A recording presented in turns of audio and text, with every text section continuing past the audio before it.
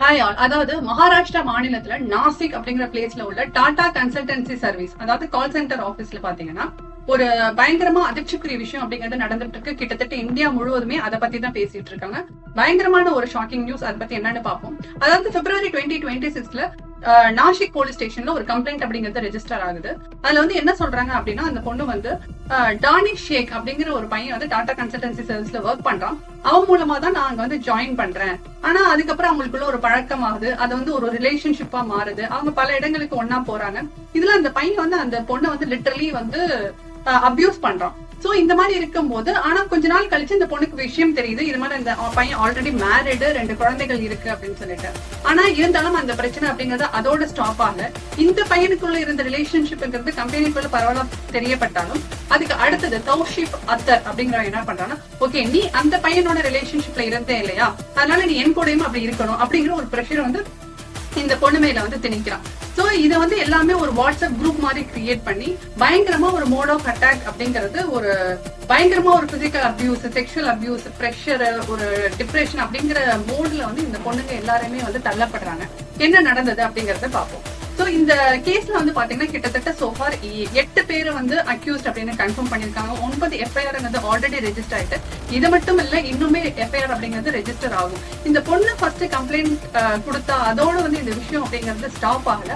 அதுக்கப்புறம் பாத்தீங்கன்னா கண்டினியூஸா அந்த ஆபீஸ்ல இருந்து பொண்ணுங்களோட friend, I mean they came friend, அதை வந்து அந்த கம்ப்ளைண்ட் அப்படிங்கறத ரெஜிஸ்டர் பண்ண ஆரம்பிக்கிறாங்க.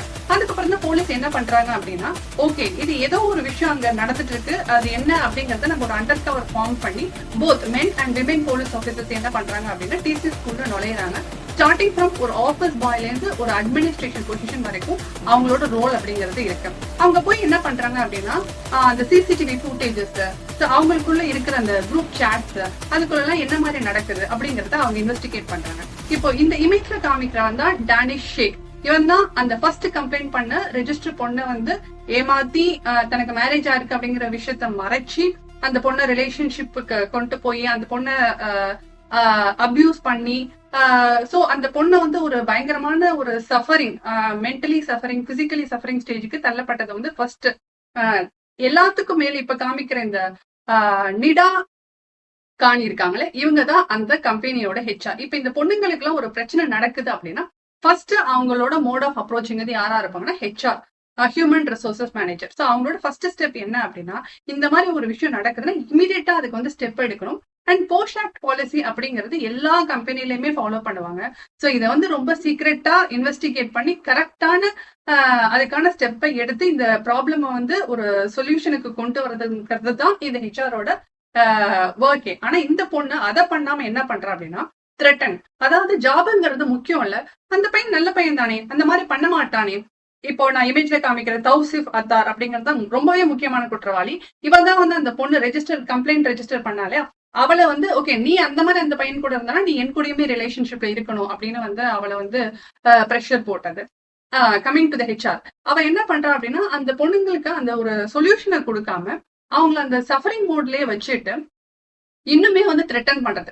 இது எல்லாத்துக்கும் மேலுமே என்ன சொல்றாங்க அப்படின்னா ரிலீஜியன் கன்வர்ஷன், அதாவது வந்து அவங்களோட மதங்களை வந்து கிண்டல் பண்றது, அதுக்கு பதிலாக நீங்க இன்னொரு ரிலீஜனுக்கு கன்வெர்ட் ஆகணும்னு ஃபோர்ஸ் பண்றது, இந்த மாதிரியான ப்ரெஷர்களையுமே வந்து பொண்ணுங்க அங்க அனுபவிச்சிருக்காங்க. பட் லேட்டஸ்டான இன்ஃபர்மேஷன் படி பாத்தீங்கன்னா பொண்ணுங்க மட்டுமே இல்லாம இந்த கன்வர்ஷன் அப்படிங்கிற கான்செப்ட்குள்ள பசங்களுமே திணிக்கப்பட்டிருக்காங்க அப்படிங்கிற மாதிரி சொல்லப்படுது. பிளஸ் இந்த நெட்வொர்க் அப்படிங்கிறது இது டிசி ஸ்கூல்ல உள்ள ஒரு ஜஸ்ட் ஒரு வாட்ஸ்அப் குரூப் கிடையாது. இது வந்து ஒருவேளை ஒரு இன்டர்நேஷனல் லெவல் நெட்வொர்க்கா இருக்குமா அப்படின்னு சொல்லியுமே ஒரு இன்வெஸ்டிகேஷன் அப்படிங்கிறது ரொம்பவே வந்து விகரஸா போய்கிட்டு இருக்கு. கிட்டத்தட்ட வந்து 9 எஃப்ஐஆர்ஸ் ஆல்ரெடி நான் சொன்ன மாதிரி ஆல்ரெடி வந்து ரெஜிஸ்டர் ஆயிடுச்சு. இதுக்கு மேலேயுமே வந்து எஃப்ஐஆர்ஸ் கண்டிப்பா ரெஜிஸ்டர் ஆகும். இன்னும் என்ன மாதிரியான ஷாக்கிங்கான நியூஸ்லாம் நமக்கு வரப்போகுது அப்படிங்கிறது தெரியல.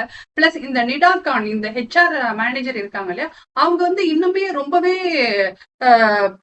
பல சில, அதாவது ஒரு டெரரிஸ்ட் விஷயங்கள் நடந்த குரூப்ல லிங்க் ஆனவங்களோட தொடர்புல இருந்ததாகவும் சில இன்ஃபர்மேஷன் வந்து வந்துட்டு இருக்கு. இது எல்லாமே வந்து ஒரு ஃபுல் ப்ராப்பர் இன்வெஸ்டிகேஷன் வந்தா அதான் நமக்கு வந்து என்ன அப்படிங்கிறது ஒரு கிளியர் கட்டான இன்ஃபர்மேஷன் அப்படிங்கிறது கிடைக்கும். பட் இது எல்லாத்துக்கும் மேல என்னன்னா இவ்வளவு பொண்ணுங்க அப்படிங்கிறது கஷ்டத்தை அனுபவிச்சு இத்தனை வருஷம் கஷ்டத்தை அனுபவிச்சுட்டு கடைசியில ஒரு பொண்ணு அந்த விஷயத்த வந்து வெளில வந்து சொன்னதுக்கு அப்புறம் தான் மத்த பொண்ணுங்களால வந்து ஒரு இனிமே ஜட்மெண்ட்ங்கிறது கிடைச்சிடுச்சு அப்படின்னா அட்லீஸ்ட் இப்பதான் வெளியிலேயே வந்திருக்காங்க. ஏன்னா பிகாஸ் டாடா கன்சல்டன்சி சர்வீசஸ்ங்கிறது ஒரு ஒரு நல்ல ஒரு பெரிய ரெகக்னைஸ்டு கம்பெனி. அங்க வந்து வேலை கிடைக்குதுங்கிறது எல்லாருடைய ஒரு ட்ரீமா தான் இருக்கும்.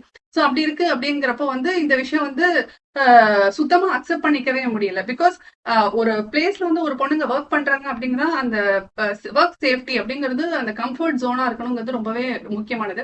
இது டாடா கன்சல்டன்சி அவங்க சைட்ல எப்பொழுதும் போல என்ன சொல்றாங்கன்னா ஜீரோ டாலரன்ஸ். இந்த மாதிரி ஒரு விஷயங்களுக்கு நாங்க என்னைக்குமே சப்போர்ட் பண்ண மாட்டோம். எங்களோட இன்டர்னல் இன்வெஸ்டிகேஷன் ஆல்ரெடி ஸ்டார்ட் பண்ணிட்டோம். யார் யாரெல்லாம் அக்யூஸ்னு கன்ஃபார்ம் ஆகி அரெஸ்ட் ஆயிட்டாங்களோ அவங்க எல்லாருமே நாங்க சஸ்பெண்ட் பண்ணிட்டோம். எங்க சைட்ல இருந்து நாங்க என்னென்ன சப்போர்ட் கொடுப்போமோ அது எல்லாமே கண்டிப்பா கொடுப்போம் அப்படின்னு சொல்லிட்டு பிளஸ் அந்த கம்பெனில ஒர்க் பண்ற எல்லா எம்ப்ளாயிஸ்க்குமே ஒர்க் ஃப்ரம் ஹோம் கொடுத்துட்டாங்க. ஸோ இன்வெஸ்டிகேஷன் முடிகிற வரைக்கும் யாருமே வந்து ஆஃபீஸ்க்குள்ள வர வேணாம் அப்படிங்கிற மாதிரி அவங்க சைட்ல இருந்து என்ன மாதிரி ஒரு ரெகுலேஷன்ஸ் பண்ணணுமோ அது எல்லாமே பண்ணிக்கிட்டு இருக்காங்க. But still being a girls நம்ம என்ன பண்ணணும் அப்படின்னா இந்த மாதிரி ஒரு விஷயம் நடக்குது அப்படின்னா first of all we should raise our voice. சரி ஹெச்ஆர் வந்து நமக்கு வந்து சப்போர்ட் பண்ணலையா, அடுத்தது நம்ம யாரை வந்து கான்டாக்ட் பண்ணோம், ஏன் இந்த கஷ்டத்தை நம்ம அனுபவிச்சுட்டே நம்ம ஒர்க் பண்ணோம், அது வந்து அவசியம் கிடையாது. என்ன மாதிரியான சூழ்நிலையா இருந்தாலும் சரி இந்த மாதிரி ஒரு ட்ராப்குள்ள போய் நம்ம சிக்க ஆரம்பிச்சோம் அப்படின்னா நம்ம அடுத்து சிக்க ஆரம்பிச்சுக்கிட்டே தான் இருப்போம். ஏன்னா அந்த பொண்ணு வந்து ஃபர்ஸ்ட் அந்த கம்ப்ளைண்ட்டை ரெஜிஸ்டர் பண்ணும்போது எப்போ வந்து ரெஜிஸ்டர் பண்றா, அந்த டேனிஷ் ஷேக் கிட்ட கஷ்டப்பட்டாலும் திரும்ப இன்னொரு பையனும் அவளை வந்து அதே கஷ்டத்துக்கு அனுபவிக்க ட்ரை பண்றா அப்படிங்கிறப்பதான் அவ வெளியே வரா. அவங்க பேரண்ட்ஸோட வந்து அந்த கம்ப்ளைண்ட்டை ரெஜிஸ்டர் பண்றான். அது ஆரம்பத்திலவே வந்து அவ பண்ணிருந்திருக்கலாம், இல்ல அந்த இடத்த விட்டு விலகி இருந்திருக்கலாம். ஆனா இன்னொரு விஷயம், இது நம்ம பொண்ணுங்களையே மட்டுமே நம்ம சொல்லக்கூடாது. இது கண்டிப்பா ஒரு இவ்வளவு பெரிய ஆர்கனைசேஷன் அப்படிங்கிறது வந்து சோ ஒரு ப்ராப்ளம் இருக்கு அப்படின்னா இப்ப ஹெச்ஆர் கிட்ட சொல்ல முடியும்னா அடுத்த மோட் ஆஃப் ரீச் யாரு அப்படிங்கிறது வந்து கொஞ்சம் டிரான்ஸ்பரண்டா இருக்கணும். என்ன விஷயம் நடக்குது அப்படிங்கிறது வந்து அவங்க கன்ஃபார்ம்டா ஒரு ஒரு ஒரு இன்வெஸ்டிகேஷன் அவங்க அந்த இன்டர்னலாவே வந்து அது அவங்களுக்குள்ள இருக்கணும். இதெல்லாம் இருந்தா பிகாஸ் சேஃப்டி இந்த ஒர்க் பிளேஸ்ங்கிறது that is the first priority. அதுக்கப்புறம் தான் எல்லாமே. சோ இது வந்து கண்டிப்பா ஆர்கனைசேஷன் தவற விட்டது அப்படிங்கிறது ரொம்பவே வருத்தத்துக்குரிய விஷயம். அப்படிதான். இது மட்டுமே இல்லாம ஆல்ரெடி நான் சொன்ன மாதிரி இந்த குரூப் அப்படிங்கிறது ஒரு வாட்ஸ்அப் குரூப் சாட் மட்டுமே கிடையாது. இது வந்து ஒரு இன்டர்நேஷனல் நெட்வொர்க். ஈவன் மலேசியால இருந்து சில பிரீச்சர்ஸ் அவங்களுமே வந்து இதுல கனெக்ட் ஆயிருக்காங்க அப்படின்னு சொல்லிட்டு இது வந்து ஒரு நேஷனல் லெவல் இன்வெஸ்டிகேஷன் அந்த அளவுக்கு வந்து மாறிடுச்சு. என்னதான் இதுல இன்ஃபர்மேஷன்ஸ் இருந்தாலும் ரொம்பவே முக்கியமான விஷயம் ஒரு பிசிக்கல் அபியூஸ் அப்படிங்கிறது அட் த ஒர்க் பிளேஸ் வந்து சுத்தமா அக்செப்ட் பண்ணிக்க முடியாத ஒரு விஷயம். இதுக்கு ரொம்பவே வந்து என்ன சொல்றது ஆன் த வார் பேசிஸ்னு சொல்லுவாங்க. அந்த மாதிரி இந்த இன்வெஸ்டிகேஷன் நடந்து இவங்க தான் கரெக்டான குற்றவாளி அப்படிங்கறத இமீடியட்டா கண்டுபிடிச்சு அவங்களுக்கான தண்டனைங்கிறது எவ்வளவு சீக்கிரம் கிடைக்குது அப்படிங்கிறது சோ தட் இது வந்து it will be lesson for எல்லாருக்குமே. சோ இது வந்து அவ்வளவு ஈஸியா வந்து நம்ம விட முடியாது. ஏன்னா ஒரு 4 இயர்ஸா வந்து இந்த ப்ராப்ளம் வந்து கண்டினியூ ஆயிட்டு இருக்கு அப்படிங்கிற விஷயத்த வந்து நினைச்சு பார்க்கவே முடியல. பிகாஸ் இப்போதான் பொண்ணுங்க அப்படி எல்லாம் we all stepping out and நம்ம வந்து இந்த ஒர்க் அப்படிங்கறதுல வந்து கொஞ்சம் ஓப்பனா நம்ம வி ஆர் கம்மிங் அப். அப்ப இந்த இடத்துல வந்து நமக்கு இப்படி ஒரு பிளாக்கேஜ் இருக்கு அப்படிங்கறது இருக்கு அப்படின்னா that has to be sorted out immediately. So government plus police officer எல்லாருமே ரொம்பவே வந்து விகரஸா ஒர்க் பண்ணிட்டு இருக்காங்க. நம்ம என்ன நடக்குது அப்படிங்கிறது பார்ப்போம். சீக்கிரமாவே ஒரு இன்வெஸ்டிகேஷன் எல்லாமே முடிஞ்சு ஒரு நியாயமான தண்டனை அப்படிங்கிறது கிடைக்கும் அப்படின்னு நம்ம நம்புறோம். தேங்க்ஸ் ஃபார் வாட்சிங்.